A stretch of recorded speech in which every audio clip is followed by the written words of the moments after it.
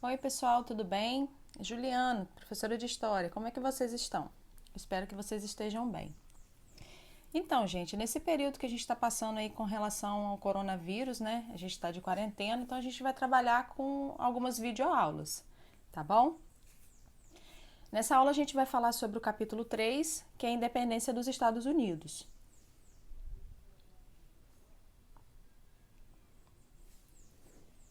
No final do século XVIII, o antigo regime entrou em crise e, com ele, todo o sistema colonial adotado na América no início da Idade Moderna, para atender aos interesses mercantilistas, representada pelo movimento iluminista e da Revolução Industrial em curso na Inglaterra. O sinal foi dado pelos colonos ingleses na América do Norte, que em 1776 se declararam independentes, resultando em uma guerra que se estenderia até 1783. Então, gente, para a gente falar sobre a independência dos Estados Unidos, a gente tem que entender todo um contexto, né? A independência dos Estados Unidos, ela foi um resultado direto de muita divergência de interesse que existia, tanto da metrópole, né, que era a Inglaterra, quanto das 13 colônias, certo? Na imagem aí, a gente pode ver como ficou dividida as 13 colônias, né? Eram as colônias do norte, as colônias do centro e as colônias do sul. Essas 13 colônias que futuramente recebeu o nome de Estados Unidos, essas 13 colônias, elas eram colônias da Inglaterra, tá? E nessas colônias eram praticadas o comércio triangular. Então vamos ver como é que funcionava o comércio triangular.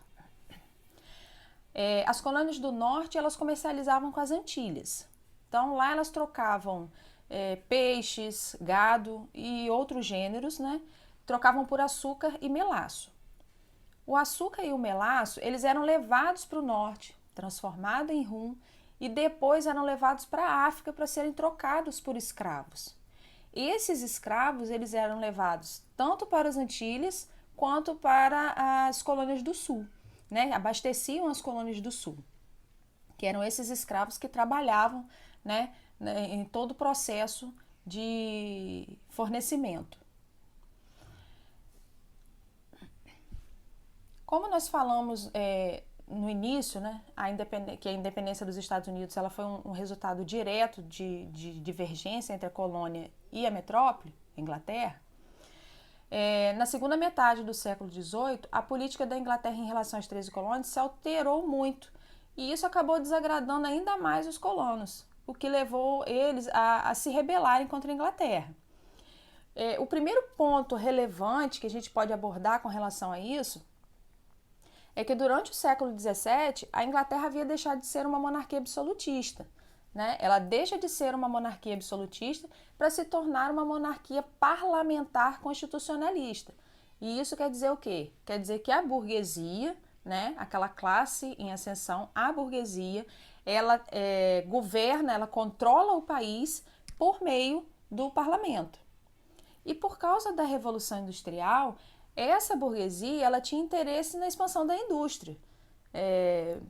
Por isso que era interessante, né? A busca de matéria-prima, de novos mercados consumidores. Então eles trabalhavam em prol disso.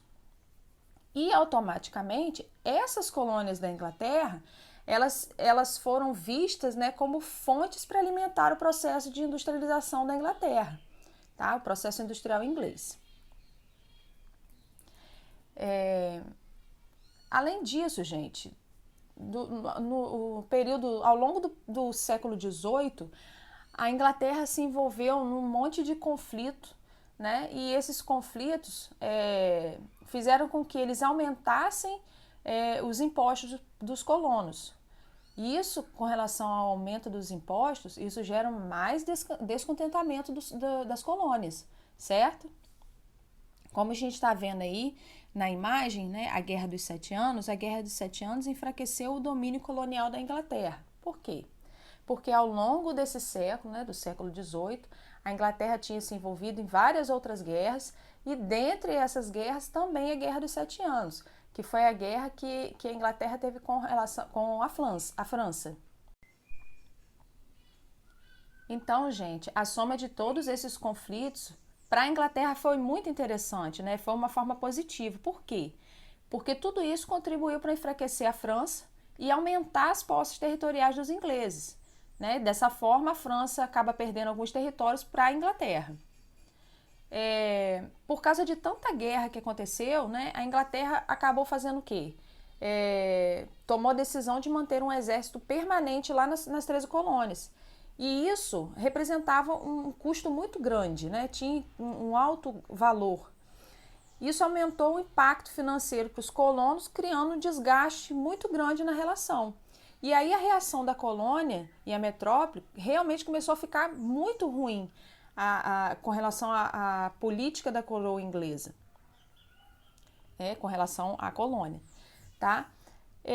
Até então, a colonização inglesa tinha sido pautada pela economia das 13 colônias e pela pouca interferência da coroa nos assuntos internos. Então agora tudo começa a mudar. Essa transformação da política inglesa em relação às 13 colônias, né, devido a todo o cenário que foi apresentado, houve uma necessidade de expansão industrial e aumento dos gastos com as guerras e com as tropas permanentes, né? E isso se concretiza de que forma? Aumentando os impostos, tá?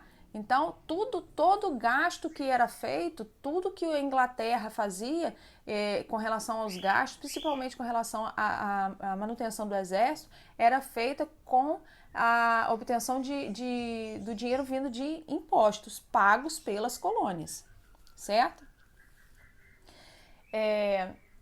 Toda essa transformação, gente, política com relação às 13 colônias, e com relação ao aumento do imposto, isso fez com que as colônias acabassem se descontentando muito, já estavam descontentes, né, e acabou piorando a situação. Daí, a partir da década de 1760, a Inglaterra acabou decretando uma série de leis, né, e o objetivo era qual? Exatamente arrecadar das 13 colônias o quê? Imposto, né, aumentar a arrecadação. Daí, a gente pode destacar algumas leis que foram criadas como forma de arrecadação de impostos. Teve a lei do açúcar, a lei da moeda, a lei do selo e outras mais, tá? Mas todas essas medidas, gente, como eu já tinha falado antes, né? Todas essas medidas já tinha gerado um grande descontentamento entre os colonos, mas o estopim para a revolta geral aconteceu quando os ingleses decretaram a lei do chá, né? O que essa lei do chá determinava? Ela determinava que o chá nas 13 colônias só poderia ser vendido pelas companhias das Índias Orientais. E aí a insatisfação com a lei levou 150 colonos disfarçados de índios a invadirem o porto de Boston durante a madrugada. Então eles atacaram 3 navios, pegaram todo o chá, né, 340 caixas de chá e jogaram no mar, tá? E esse acontecimento, né, ficou conhecido, né, como a Festa do Chá de Boston. E em contrapartida, né, toda essa rebeldia dos colonos, ela não ia ficar, né, impune, né? Acabou resultando em várias medidas duras decretadas pela Inglaterra. E as medidas determinadas pela coroa ficaram conhecidas como leis intoleráveis, né? Dentro dessas medidas era que o porto de Boston fosse fechado até que os prejuízos fossem ressarcidos. Então, todo o prejuízo que a Inglaterra obteve com a questão da festa, né, do chá de Boston, elas deveriam ser pagas pelos colonos, certo?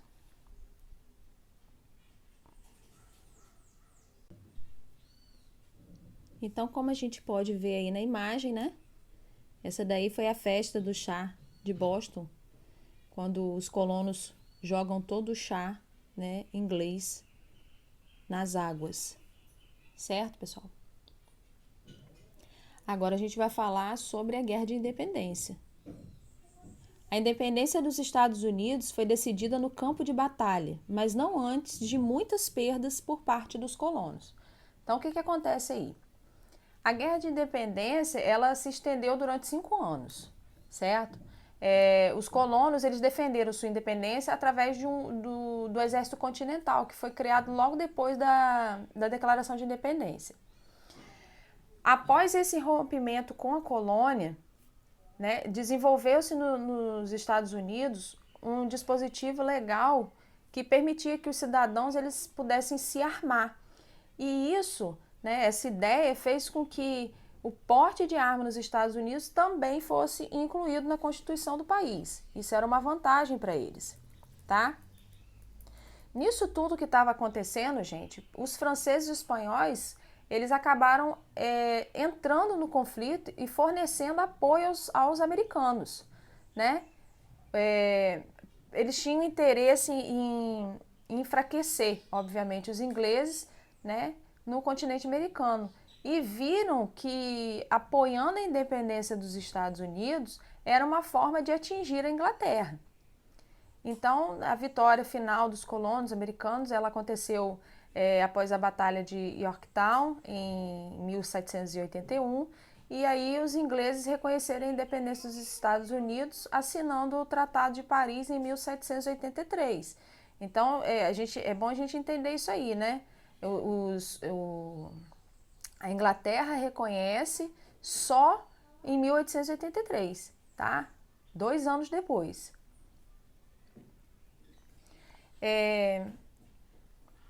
A Inglaterra, né, a guerra com relação aos Estados Unidos, a guerra de independência com relação aos Estados Unidos, para os franceses, gente, era visto de uma forma muito boa, porque para eles era uma tentativa de enfraquecer os ingleses.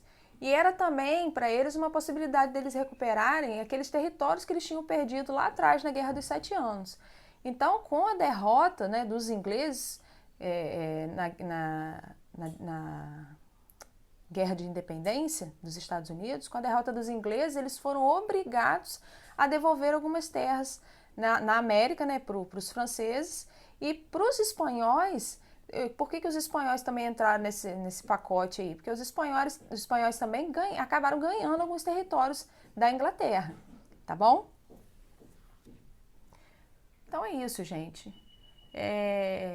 A gente falou hoje então sobre a independência dos Estados Unidos, né? Eu vou colocar um link para vocês assistirem um documentário e no Clipe Escola eu vou estar passando uma atividade para vocês desenvolverem com relação ao conteúdo, tá bom? Um abraço.